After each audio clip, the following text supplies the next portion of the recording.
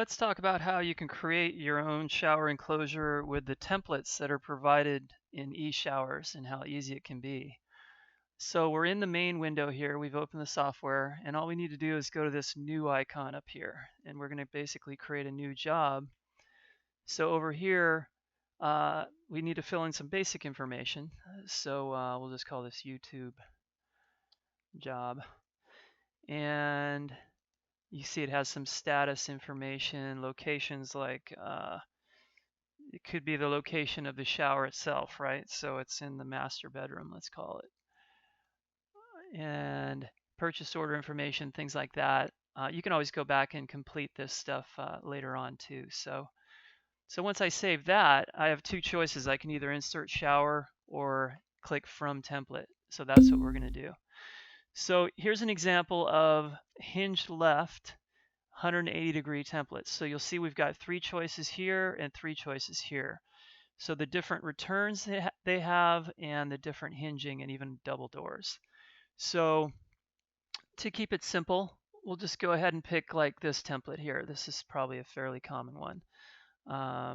So we'll choose that template, and you'll know that you have the three panels.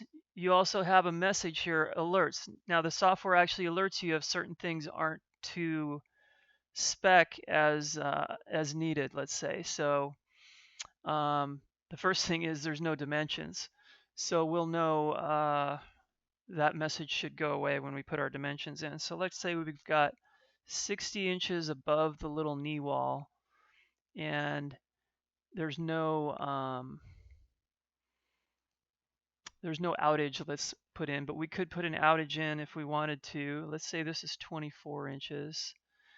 And so the doors come up as 26 inches by default, but we could always change that just by clicking on it.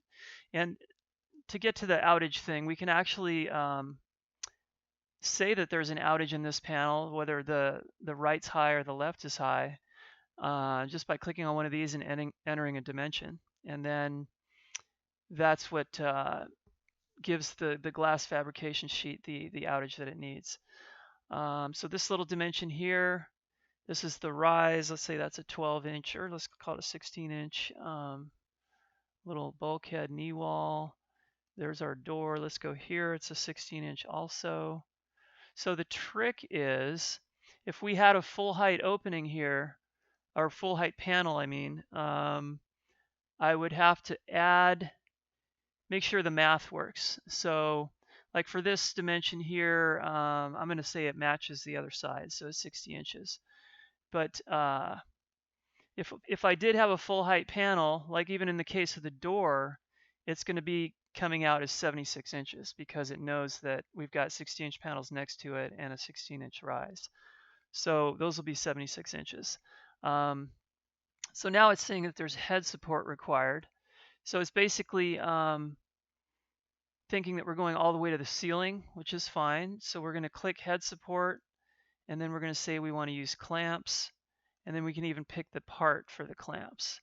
So if it's a glass to wall floor type clamp, we can pick that. And we've got our glass treatments, tempered, clear. This is where you can actually pick the type of glass for the entire shower. And you can edit that list back in the main screen. So there's a lot of power in that. This is where we can actually edit the types of glass, whether it's clear, frosted, or whatever it is. So you have power over all those different things. So now it's mentioning that we haven't picked our hardware finish. So what we'll do next is go into the hardware selector, and this is where the finishes would be, or the finish for that would be picked. And that's going to apply that finish to all the different hardware we're doing. So let's just go ahead and pick satin nickel. And then this is where you can add things like door vinyl on the sides or the bottom, or if there's an actual threshold that has to be applied to the ground or a little step or anything like that. This is also where you would pick channeling. If let's say we want clamps on the walls. So it's going to have default placement for a lot of these clamps. You'll notice these panels here, the clamps are centered. You'll notice that these are pivot hinges for the door that mount to the floor and ceiling. So standard hinges would be if this shower didn't go all the way to the ceiling. So all those types of things are accounted for. And the use head support thing can be selected here as well, the clamps that we're using on the head here. So basically we've drawn our shower, we've selected all the hardware and the finish, and over here to the right you'll see this is where all the cutouts are positioned and dimensioned on the different panels. And we can skip through the panels here. This is panel 3 we're looking at. There's the door. So these are the hinge cutouts. And then here's the first panel, which is going to be very similar to the third panel. So once we're done with all that, we've basically got everything we need. Now we can go in and we can print things. So we can preview our glass order, and that's page 1 for it. So then it just starts going through the different detailed drawings for the glass cutouts and things. So all that can be printed out easily. The same thing for the hardware. And if there were different manufacturers used for the hardware, they would show up. Like this is Portals, and the first page was C.R. Lawrence. So it separates those things on different sheets, and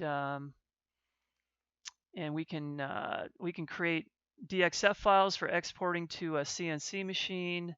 There's a quotation that we can create that has all the different costs, and we would have to enter in pricing for the hardware and things like that, and all the different pricing for labor, and we could come up with a total quote that would be presented to a customer. So all that stuff is very easy to do, just to go in and enter some values. And but drawing this enclosure here that we just created was very simple. And again, we can do a little rotation of the 3D drawing here, and that's about it. Thanks.